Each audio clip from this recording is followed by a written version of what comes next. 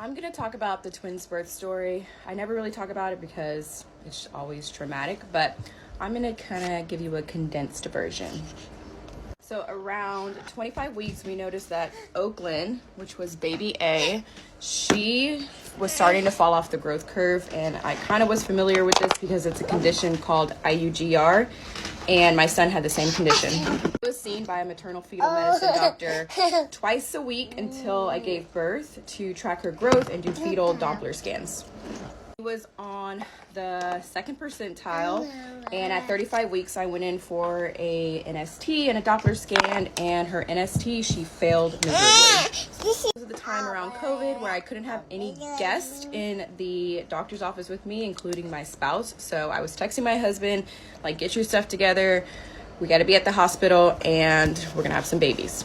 So in her umbilical cord, the blood flow going through it was starting to go reverse. So the blood was starting to back up into her. So that's when it got really scary. So I had my C-section, and Oakland was 4 pounds 3 ounces. Truth was 4 pounds 10 ounces.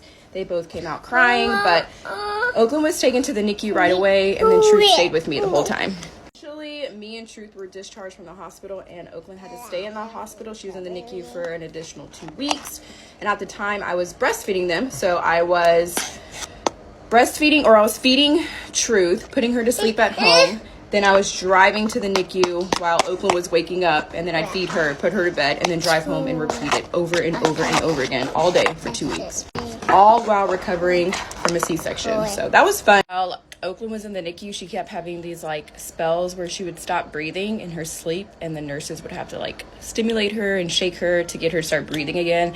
So that's why she was in the NICU for a long time. She kept having them, and every time she kept having them, they said, well, she needs to stay longer. She's not ready to come home. But eventually she got to come home, and then that's where the real fun began. I mean, there's a lot more to it, but that's just the condensed version. So yeah, twins are fun.